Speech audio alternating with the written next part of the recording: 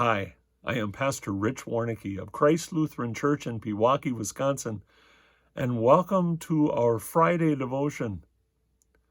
I will always remember the sophomore year in the summertime when I was working for my father at his filling station. It was full service. We had 6 pumps, and there was a gasoline war going on. In other words, every gas station in the area was dipping their prices to try and get people to come in. Sometimes my dad wasn't even making a penny a gallon. He was losing money selling gas. That's why we had to pump as much as we could with the hope that with volume sales, we could at least make a little bit of money. I can remember there were days that I would work 8 hours without a break. Sometimes I had 6 cars at the pumps all at the same time, and at a full-service station, what were you doing? You were pumping gas, you were washing windows, you were filling tires over there, you were changing oil. You did all kinds of things to serve the people. After that day, that very busy day, as I was cleaning up and closing up the gas station for the day, there was something flying around where the pumps were, on the ground.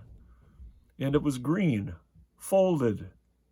I went over and picked it up, and I noticed almost immediately it was a dollar bill, but it wasn't just $1, it was a $100 bill.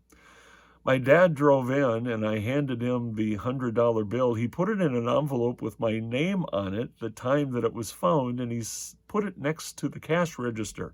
He said, if someone comes in, I'll return it to him if they request it. But if at the end of the summer, if no one comes to pick it up, it belongs to you. Well, over the next few days, I forgot all about it. And when the end of the summer came and I was ready to go back to high school, Dad handed me that envelope. I didn't spend it. I just treasured it.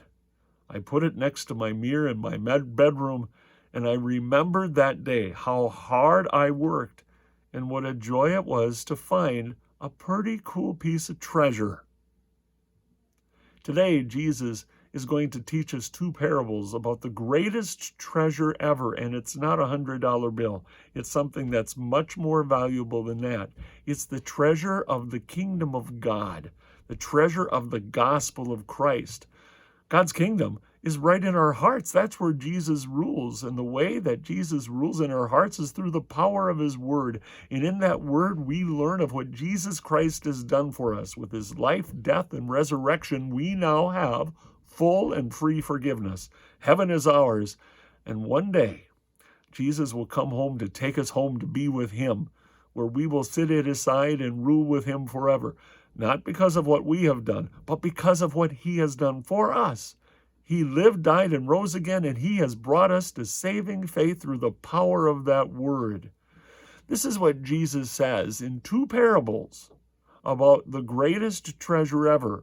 Matthew chapter 13, verses 44 through 46. The kingdom of heaven is like treasure hidden in a field. When a man found it, he hid it again, and then in his joy went and sold all he had and bought that field. Again, the kingdom of heaven is like a merchant looking for fine pearls. When he found one of great value, he went away and sold everything he had and bought it. A pearl? A hidden treasure in a field? You and I, we have the greatest treasure ever. May we not hide it. May we not buy it because we don't have to. It's a free gift from God. May we rejoice in it, treasure it, and hold it on high so that others can, through us, rejoice in the greatest treasure ever. Share it, we'll have more of it. Oh, Lord, help us treasure your truth. Your word is truth. Until next time.